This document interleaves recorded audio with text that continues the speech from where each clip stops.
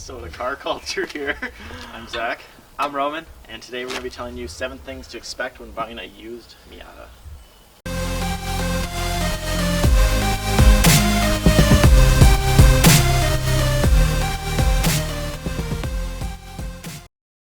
So the first thing I'm going to say about buying a used Miata is that aftermarket parts aren't always the greatest thing.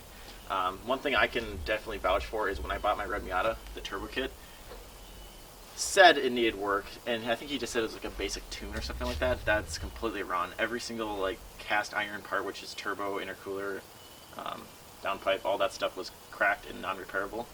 So what I thought was going to be a good deal turbo car turned into needing a full new kit. So don't always expect that the seller is telling you the truth, because they're probably trying to hide something. The second thing that you should expect, just a common misconception among our Miata friends. I've read, and they've read, that that damper on the 1.8 Torsen differentials, that damper means that it's LSD. That's not correct.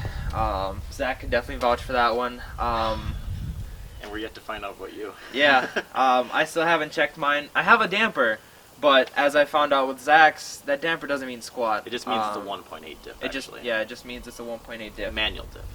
Autos don't have that, actually. Yeah, so. 1.8 manual diff. So I would always check, get down on all fours and check for that damper, but that doesn't mean anything. Alright guys, so here's my third little tip when you're buying a used Miata. Miatas are getting kind of an older car, so oil leaks and coolant leaks, all that stuff will start coming up.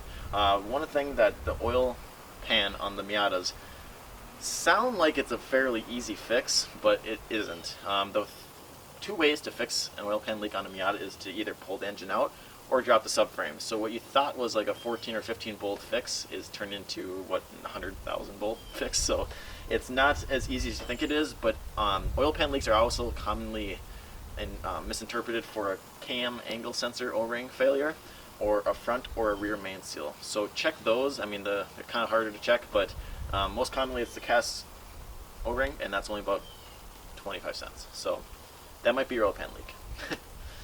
And for the fourth tip, since the Miata engine was originally a front-wheel drive engine, in the back there's a few water accessories. Especially there's this. I wouldn't even know what size it is. It's pretty small, but there's it has a water plug on it right now, and those water plugs only lasted about 100,000 miles. And my advice for you is just when you buy one, ask the previous owner if he's replaced it. If he hasn't, buy the $2 part and replace it yourself, because it'll leave you stranded. I bought mine, and a week in, boom, I'm stranded at a stoplight. My car is overheated, and there's nothing nearby to get water from. I had to get water from a McDee's.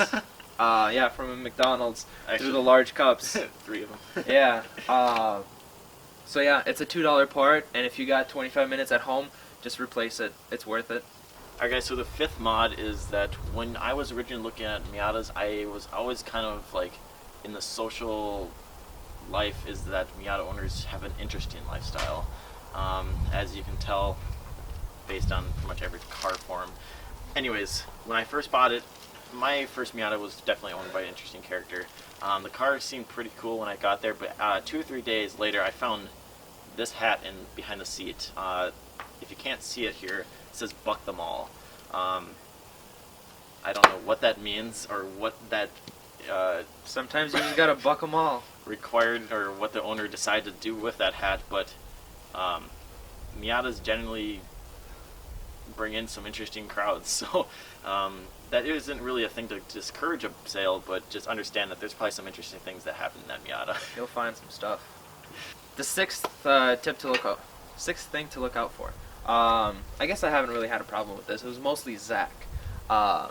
Normally, as he said, they're owned by interesting characters.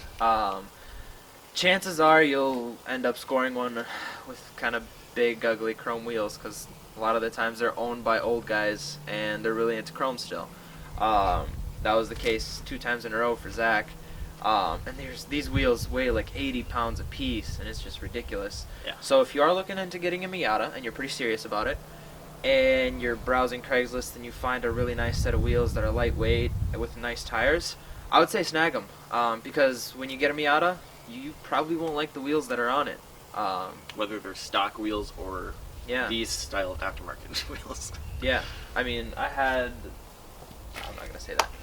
But yeah, if you can find a nice deal on wheels before you even buy a Miata, and you're pretty serious about owning one, pick those wheels up. You'll need them. You'll want them. Yeah, you'll want them. All right, and the 7th tip. And honestly, this one isn't for the faint of heart. If you can't handle tough situations, I would just say turn off the video now. So we're gonna give you a second to just turn off the video and walk away. No judgment. You can just throw your computer on the ground if you need to, because it's terrifying. This is pretty terrifying. In fact, we kind of didn't even want to talk about it, but we're starting a movement. We need this to be. We need to be strong through this. We need to be strong, and we want this to be known. If you're looking to get a Miata, prepare yourself. You know what? I don't even want to talk about it. I think we're just gonna show you guys. Okay, so this is number 7. Am I safe? No, let's stay over here. Am I safe to come over here? Okay. I haven't touched it. Here, come closer. Maybe you can get a better shot. Let me focus it. Okay. All right, go for it. What the heck, dude? I swear I haven't touched this since I bought the car. I don't know how it got there. I don't know what to use it for. I don't know what it is. But I found them all over the car. But it gets worse. And this is my second encounter. This one wasn't easy for me either. This actually came when I was buying my roll bar. The owner told me that it came with a fire extinguisher. But little did I know, it wasn't the fire extinguisher that I thought it was.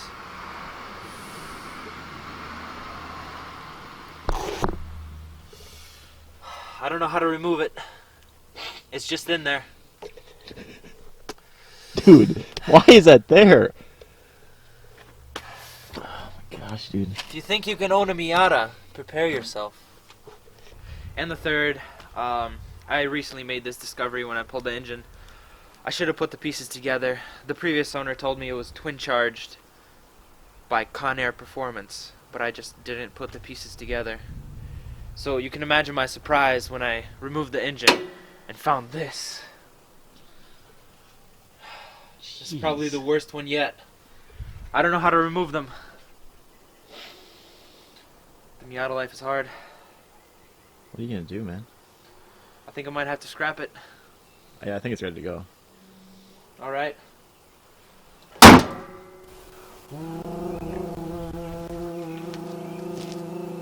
He just swapped it. Oh. Hey guys! Swap done. Well, guys, thanks for watching our YouTube channel. We just hit 1,000 views on our top 5 best and worst Miata video. We've got lots of comments and lots of increase in subscribers and likes and people saying that our stuff's cool, so It's really motivating us. I got good news. The Infiniti is almost done, so the Miata's going under the knife pretty soon. We'll have my reroute video out pretty soon too. So we would just like to thank you for watching. If you like the content, please like and subscribe. thanks for watching, guys.